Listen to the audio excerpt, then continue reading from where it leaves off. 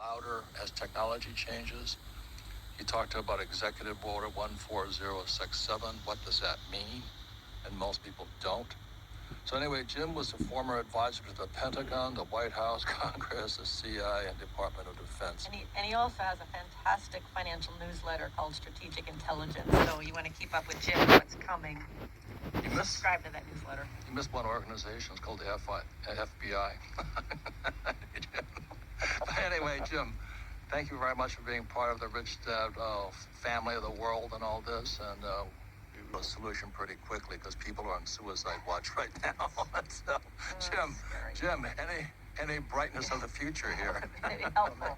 Maybe we can not just save wealth, but save some lives. Kim, I kind of tell it like it is, so I'm not trying to. People go, well, you must be the biggest pessimist, and I'm not. Temperamentally, I'm an optimist. I do look on the ash, and they're working on it, and they're going to put you into a digital dollar, and they're working on that, and Executive Order 14067 puts that on a fast track. And if the digital dollar can be used for all the things I described, which it can, surveillance, account freezes, account seizures, putting a countdown clock on your money, spending, tracking, actually create holding behavior. Correct. What they're doing. Yeah, exactly. That's exactly right. So what are the workarounds? How can you get out of that system? Well, if all this is being empowered by digital technology, which it is, you sort of have to go non-digital. In other words, this is the, lean right, go left, or vice versa. So what are the digital assets that work as money? Non-digital assets that work as money? What are the non-digital assets that work as stores of wealth, et cetera? Well, there's a bunch of them. You can start with gold and silver, but I would include real estate, natural resources, water, energy, et cetera. And you can even do some of this in the stock market. I'm not. I think stock market is going to go a lot lower, so I'm not saying run out and buy call options on the S&P 500 index, but I'm saying there are sectors that I think will outperform, starting with the energy sector. But the first thing you need is a certain amount of gold and silver, and don't buy. If you want to trade or get price exposure, that's fine. It's up to you. But if you're trying to preserve wealth and to get outside the digital dragnet, which is what we're talking about, physical gold bullion. Are you worried, Jim, at all that the government will make it illegal like Roosevelt did in 1933? Well, there's a lot of misunderstanding about what Roosevelt did in 1933. He did make gold contraband. You're right about that. But they say, well, he confiscated all the gold. Well, he didn't exactly do that. What he did, he ordered Americans to hand in their gold, but he gave them $20.67 equivalent. That was the price of gold at the time, $20.67 an ounce. So call it $20 to round number. He gave you $20 an ounce for your gold. So, and by the way, that's required under the Constitution. Read the Fifth Amendment of the U.S. Constitution. The government is allowed to take property, but may only do so for a purpose and only upon payment of just compensation. That's what the Fifth Amendment says. So the government can seize property, but they have to have a good reason, and they have to give you that amount of money. And Roosevelt did. Now, it was an insider trade because he knew he was going to value the dollar, raise the price, ends up being $35 an ounce. And what he was thinking was, well, if we're going to raise the price from $20 to $35, there's a delta there. I want to capture the money for the government. I don't want American citizens to make out on this. So he bought all the gold at $20, then raised the price to $35. And the government, U.S. government, got the profit. By the way, that profit was put into something called the Exchange Stabilization Fund, which still exists to this day. It's a slush fund in the billions that can be used by the U.S. Treasury without congressional approval. See, when the Congress ratified this in the Gold Exchange Act of 1934, they said, oh yeah, you got this Exchange Stabilization Fund, you can do whatever you want with it. You don't have to come back to the Congress for an appropriation. In 1994, during the Mexican financial crisis, collapse, the so-called tequila crisis, Robert Rubin, who was the Secretary of the Treasury at the time, went to the Congress and said, you got to bail out Mexico because of banks, U.S. banks. And the Congress said, are you crazy? spend taxpayer money to bail out Mexico, get out of here. And Rubin went back to the Treasury and he used the Exchange Stabilization Fund, which was the profit from the 1934 insider trade, to bail out Mexico in 1994. And it's been used since. So that money is still there, that original insider trade. But my point being, Roosevelt was bound by the Constitution to give people something, and he did. So now let's come forward to the future. So let's say the government wants to repeat that process. Well, last time I looked at the Constitution, which is a couple of days ago, it hadn't changed. They still have to do that. But here's the difference. Roosevelt could pull off his stunt, his insider trade, because the price of gold was pegged at the time. He changed the peg, but at the beginning and the end of the process, it was pegged. The dollar today is not pegged to gold. We can add a market manipulation. That's a separate subject, but there is a market in gold, and gold fluctuates, goes up and down. So imagine a world where the government's actually thinking about doing that. Right now, pardon me, they're not, because the government doesn't want anyone to think that they actually think gold is a monetary asset, so they don't talk about it. But if it got to that point, and the government was thinking about doing something like that. By the way, when people bring that up, I just say to myself, well, you actually you're looking for reasons not to buy gold, don't you? Meow. Meow.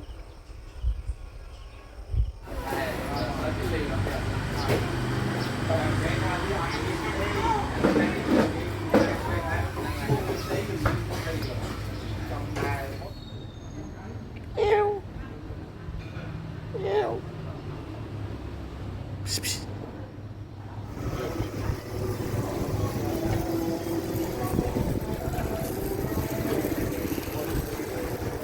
Or recording. You can start there. Okay, better. You can see.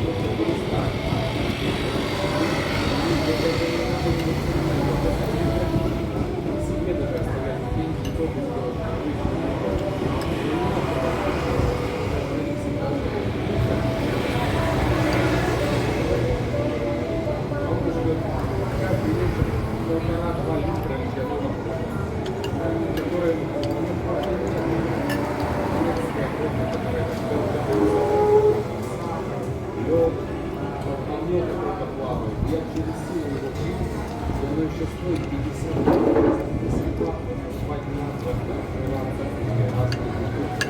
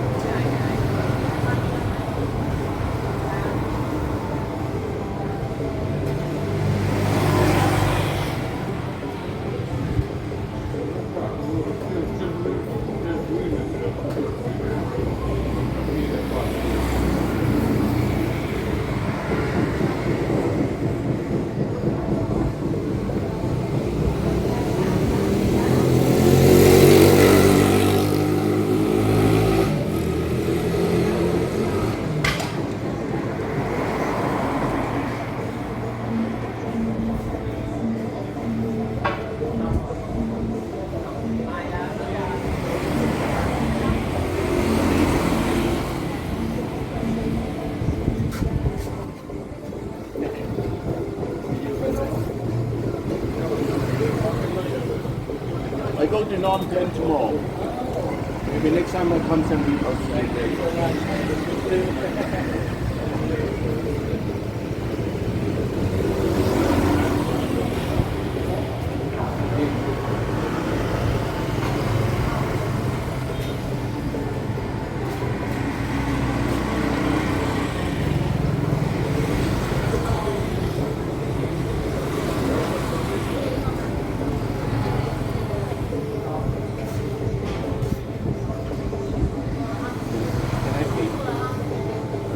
Burger.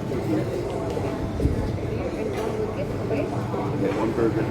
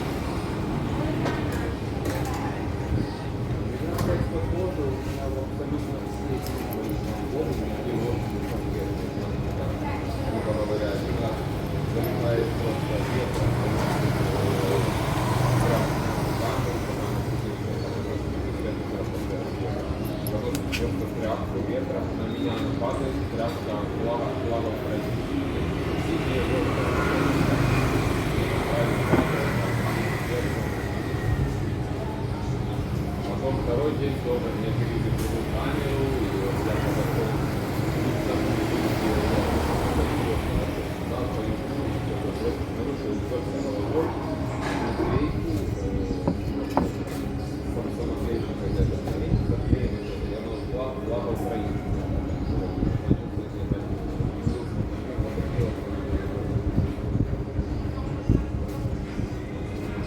Если этого не надо смотреть, то интернет настроить, сначала полифилировать, сделать камеру,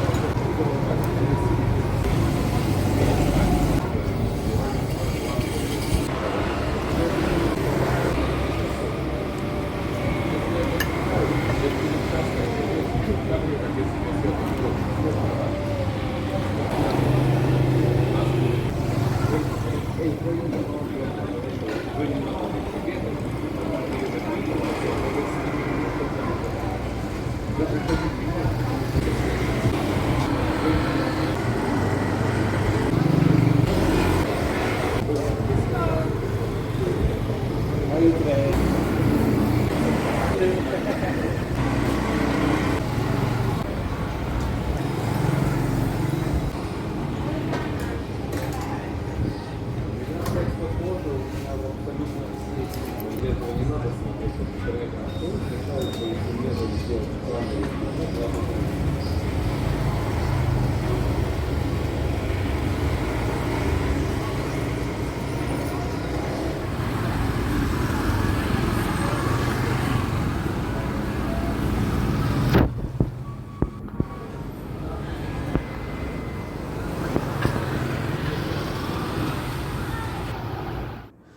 Why do you want picture? For my mom to see. Say hello, mom. Hello. My name is.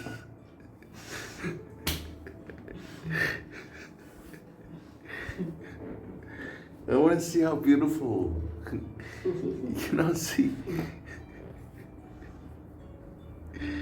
Look.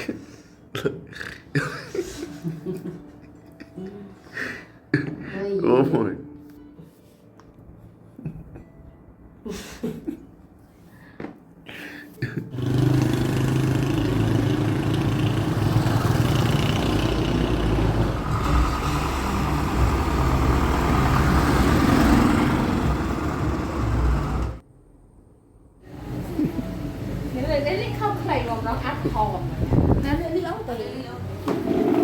Wow, sweet. You want something to drink?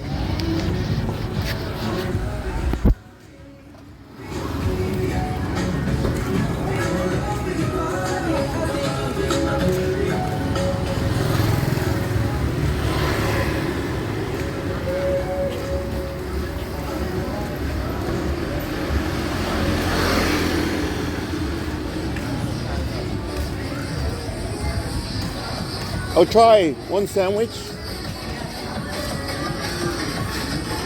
I'll try your sandwich. I walk past every day. Sorry? I'll try one sandwich. One. Yeah. I take away. Yeah.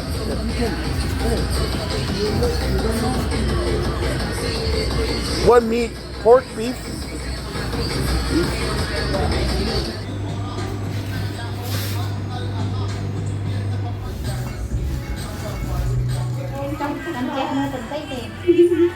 Ankara, Istanbul, and Adana. What do you do in Adana? Before I have a lady friend there, so I go visit their family.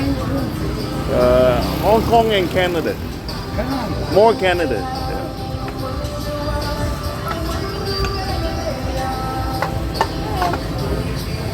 You want one here? I can eat here. Yeah. Is this beef or pork? Beef. Beef. Yeah. Muslim people not eat pork because I do it only beef. Yeah. Yeah.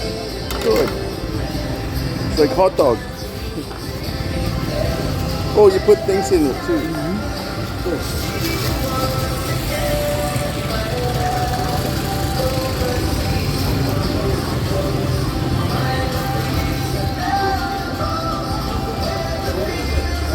Thank you.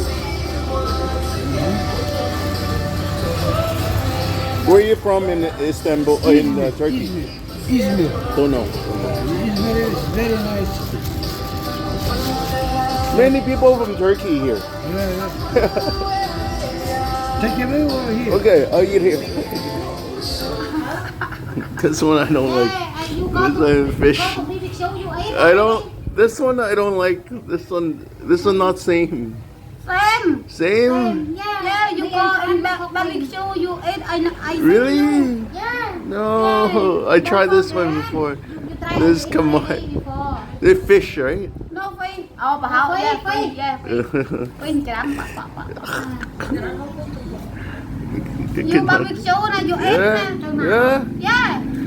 Not same, not You same. do that, I see. You have. More? You. No, chặt giòn luôn nè. What your name? Me. Yes. Your fiance in Canada? Yes. What just leave city? Today. Huh? He just leave today. Oh, Yeah. where he from? Canada? He's north, like very mountain. Far Oh, away, yeah. okay. I go on November. Nên là một chất lấy đó là có nó lúc lát nó nạt nghe lá nó nọc men pía liền.